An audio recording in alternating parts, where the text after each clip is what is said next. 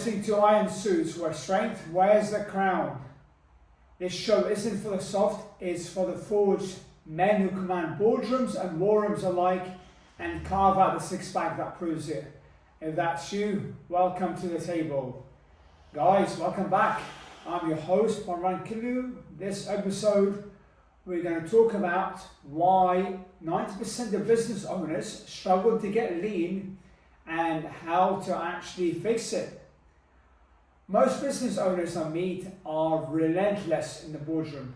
They're relentless with their business. They hit meetings, close deals, manage teams. Some are 60, 70, even 80 hours a week deep in the weeds in business and they're still crushing it.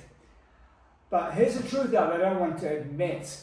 The second they step into the gym or try and get lean, they fail over and over and over. And it's not because they lack discipline, it's not because they can't push hard either. On the contrary, it's because they're applying the wrong rules to their body, and the same rules that they use in business, right? They're using the same rules they use in business, but in fitness, those rules don't work, okay? Most business owners think, I just need more willpower, I need more sweat, I need more sacrifice, and most fail. Heck, if I kept doing that and failing over and over, then I'll quit as well, right? So this episode, we're going to talk about why 90% of business owners struggle to get lean, their hidden traps keeping them stuck, their strategic framework that actually work for high-performing men, the systems that I use with my clients to get results without burning out, starving themselves, or living in the gym. So if you've ever felt like your body's lagging behind your business success, this episode is for you. And by the end, you'll know exactly where you're going wrong and how to fix it. So I worked with a client, okay, and he was trying to juggle the full schedule. He was a business owner, he had travel, meetings, big quarterly targets, and tried to crush it in the gym, tried to apply the same rules in the gym as he did with his body, only to fail time and time and time and time. And like I said, it wasn't because of a lack of effort. On the contrary, he was pushing very hard, but often he was pushing when there was nothing left. And the body doesn't work like that. And fitness doesn't work like that. You're governed by hormones. I keep mentioning the analogy of a bucket of water. Think about having a bucket of water and that fills up with stress. A bucket fills up with stress. Everything in your life is a stressor. And that bucket eventually fills up. When that fills up, and that stress fills up the bucket, it spills. When water fills up to the top, it spills. And the same with your stress. It spills over. What happens when you spill over? You burn out, you get sick, or you get an injury. Okay? Those three things. Okay? So everything in your life is a stressor. Business, life, family, children, part of family, traffic, airports, noise, lack of sleep, dogs screaming, everything is a stressor. Okay, dogs are brilliant, don't get me wrong, I've got two dogs. I've got a boxer who's lying down to my right, you might be able to see him in the camera if you're watching on YouTube, and another one who's a Yorkshire Terrier sticking his tongue out, sleeping to about 11 o'clock that way. You won't be able to see me there. I love my dogs, but sometimes they can be a pain in the backside. Alright, so effort doesn't equal results, guys. Okay, you can be pushing a Ferrari in neutral, yeah, right? You can rev it up to 7, 8, 9,000 revs and you got zero movement, you won't move anywhere, right? Willpower. Willpower is a crutch. Okay, so motivation is a bit like caffeine. It spikes and then it crashes. Discipline is like compound interest. So many business owners treat fitness like a sprint instead of a system, right? A short burst of intensity followed by frustration. So it's basically, which I'm going to move on to the next point in a second. This is an all or nothing mindset. So I'm going to work out 6-7 days a week for an hour or 2 hours at a time. I'm going to do HIIT. I'm going to do 45 minutes of HIIT cardio, and I'm going to go keto. I'm going to go low carb. I'm going to go fast. Right? So they use all the tactics, they try all the tactics at once, and it works for a short time before the body goes, hold on, what are you doing here? Right? And crash and burn. Because when the method is not sustainable, the outcome is not maintainable. Okay? So we're going to talk about the 3 silent killers. We've got one, which is the all or nothing mindset. So the all or nothing mindset, like I mentioned just now, it's like showing up to your office. If you can only guarantee $1 million deal that day, it doesn't make sense in business, nor does it happen very often. And sure, it doesn't make any sense in fitness, yet many people treat it this way. And which brings me on to number 2, which is a lack of strategic systems. That's like running a company without profit and loss tracking. Guessing leads to wasted time and effort. So think about it this way.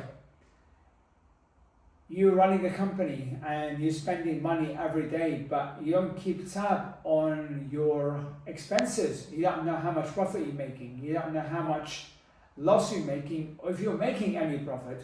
So you're paying money to your employees, you're paying money for products, but you're not tracking your sales. So you don't know what the heck is going on. And this is a similar thing with business owners that I see. They don't track their calories and don't track their macros. Instead, they try and second guess everything. Oh, I'll fast until 6 o'clock at night. That's all right. And for, when I come back home from the office, that'll be all right. That'll work for about a week or 2. And then, right, I'm under too much stress. I can't do this anymore. When you're stressed, the body plays mind tricks on you. The brain plays mind tricks on you. It makes you hungrier. It makes you crave more food. Right? And you're like thinking, all right, I need some food. I can't do this. There's only so much that you can have caffeine. There's only so much that you can fast. And if you're not tracking calories, even when you're fasting, believe you me, you can eat 3,000 calories in the space of 20 minutes if you're eating junk food. I've done it many a time. I'd hit Domino's at 2 o'clock in the morning when I used to work shifts at my corporate job. At my other job, I used to work shifts, and I come home and it's like, okay, come out from the gym, because I used to only get my workouts in at like 10 o'clock. I used to go in the gym at 10 o'clock, and it used to be fucking busy. One of those 24-hour gyms that used to be fucking busy and never used to get on anything. So by the time I finished workout, it was like 1 o'clock in the morning. Yeah, 3-hour workout, I know. And I was like, okay, what's open? I can't be bothered to cook, let's go and get Domino's. A medium stuffed crust martiniti, garlic pizza bread, 2 lots of cookies, and maybe some ice cream. Go straight to bed. Wake up the next day. I can barely breathe. I can barely walk like 500 yards without like breathing heavily from the amount of food that I ate. Okay? Another issue is ego training. The business owner, the CEO, the entrepreneur is trying to relive their youth. Analogy that I'm going to use here is like you're trying to run the business the same way as you did in year 1. Chaotic, inefficient, and unsustainable. The outcome being is inconsistency, burnout, and frustration. Okay? So right now, I'm 48. I've been training for quite a while. But if I try and go back to the training of my youth, let's say that I try and train like an athlete, maybe try barbell complexes. That might last for about a week before I get injured or have to severely cut down my training because it's just not sustainable. And like I said, when you're in your 40s, 50s and beyond, the body doesn't have the same ability to recover as somebody who's younger. My eldest, Antonio, is 18. He can sleep at 4 o'clock in the morning, wake up at 7, go to the gym and hit a PR. We can't do that. I used to train in a gym that was next to JP Morgan. So kids used to come in from JP Morgan, the sort of graduates, I call them millennials, I think maybe they call them, they're in their 20s anyway, back in the day when I used to go to that gym. And I kid you not, they used to come in for a cold. I used to see them walk in to the gym, go straight to the platform where they do the barbells for like deadlifts, and do one set of warm-up with deadlifts before hitting 160, 180 kilogram deadlifts. I kid you not. I wouldn't be able to do that right now, even if I tried. I don't know how much I can deadlift. Probably about last time I did it was about 110, 120. But even at my max, 120, I wouldn't be able to do it straight off the get-go. I need at least 10 minutes of like mobility training and some warm-up sets to get my body up to temperature. Okay? Because like I said, it's going to lead to burnout and frustration because I'm trying to relive my youth, right? I might be able to do that. So we come to the fix, which is the strategic synergy. So it's not about more effort, it's about more alignment. Okay, we need elite fueling. So we need to keep fats lower earlier and protein higher in the daytime so that you have freedom at dinners to go out and enjoy yourself. If you're taking clients out for dinners, if you're going out with your family, with your significant other for dinner, then you got the freedom. So I'm going to give you an example. Again, I've gone through this example in previous episodes. I was in Marbella 2 weeks ago. We went out for dinner probably 4 nights a week. We were there for 2 weeks, so 8 out of 14 nights were out for dinner, which is quite a bit. And I didn't track every single calorie that went into my mouth. Instead, I tracked in my 2 meals prior in the day and any snacks, and then I estimated their dinner. So I'm on 2,300 calories. Let's just say we had Indian, we had burgers. I don't know how many calories the Indian was, I don't know how many calories the burgers was, but let's just say it was maybe 700, maybe 1,000 calories. If I ate 1,300 calories during my morning and afternoon, or even less, of protein, which is more likely to be burnt, right? So I keep my protein higher, so it keeps me full. And also 30% of the calories from protein get lost in digestion. Okay? So that keeps me, and also protein is 4 calories a gram, whereas fats are 9 calories a gram. That keeps me full for longer, and then I'm able to enjoy myself later at dinner. Say I've got 1,000 calories, doesn't matter. The meal is going to be 1,300 calories. So what?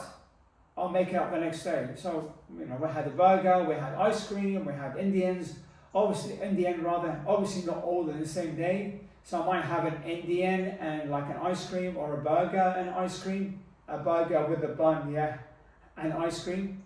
And it doesn't matter, because if I went over, say, by 300 calories, then over the week it's not going to be very significant.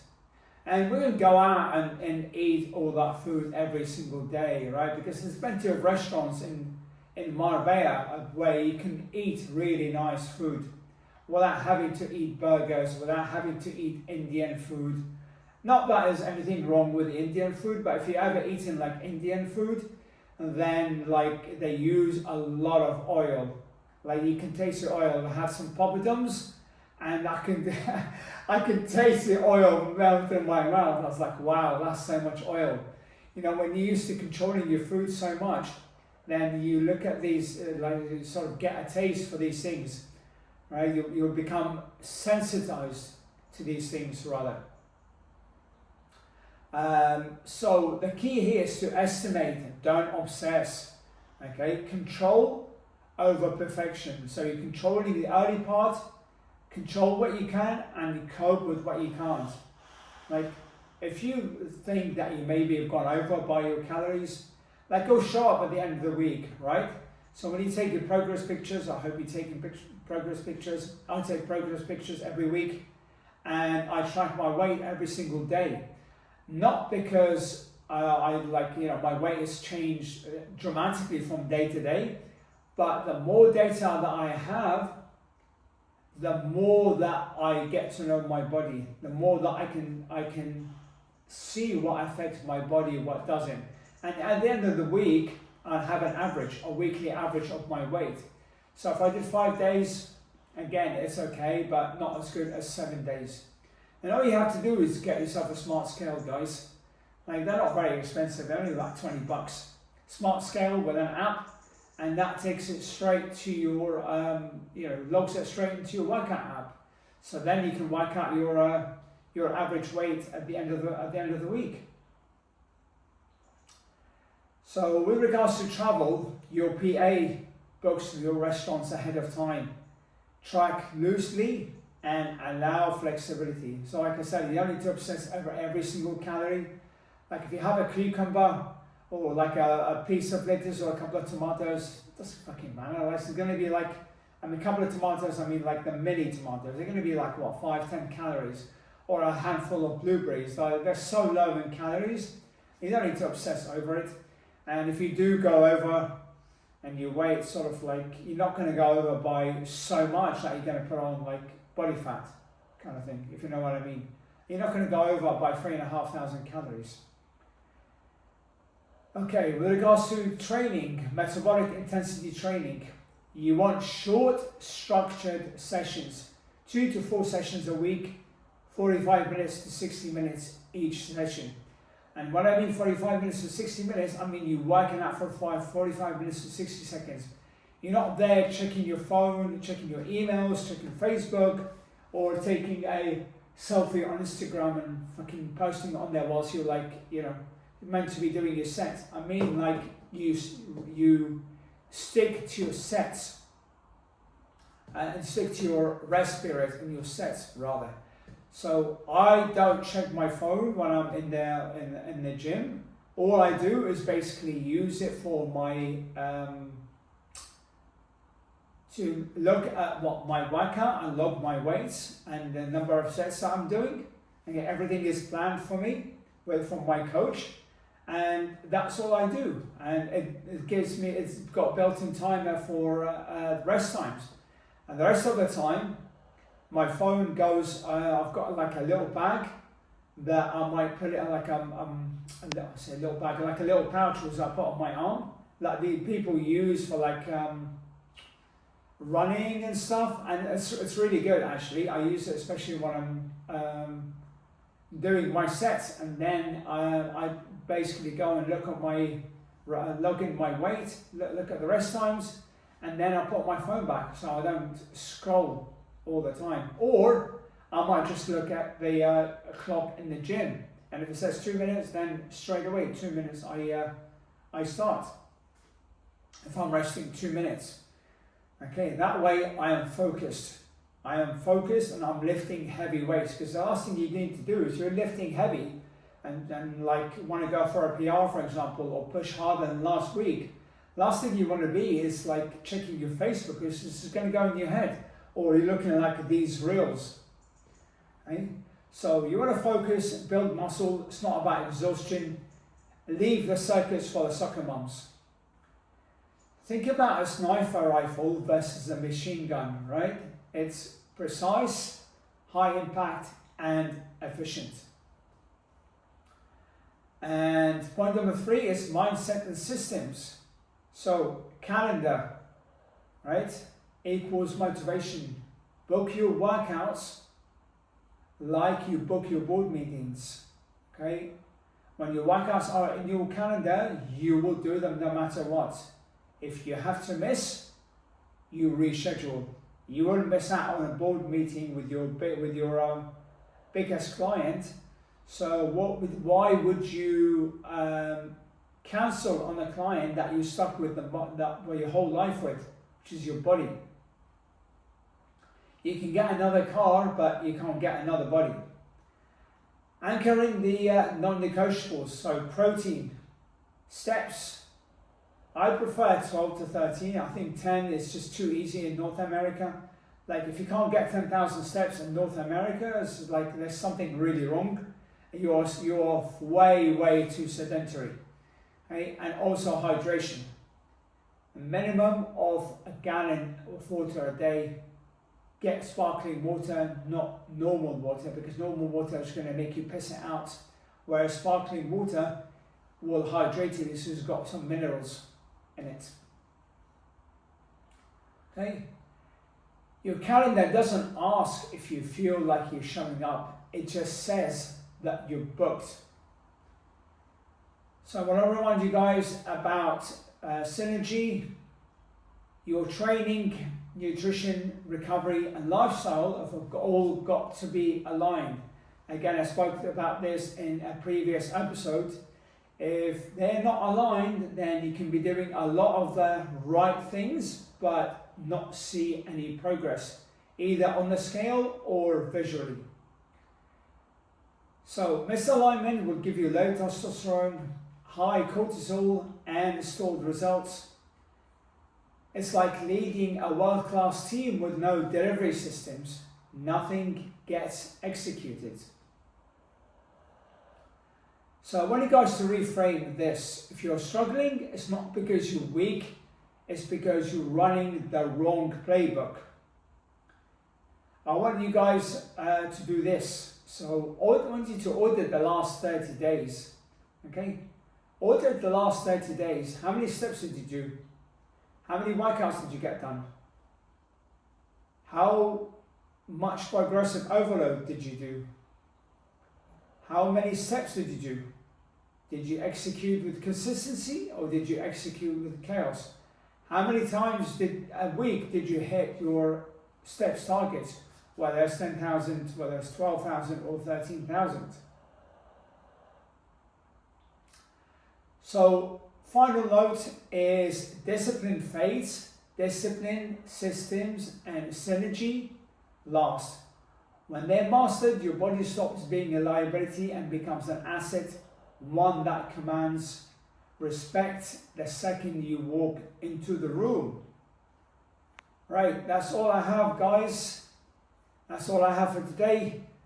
Share this with another man, another business leader who is comfortable, and hit the subscribe button because you know you want fire like this in your belly every time. All right, we'll talk soon.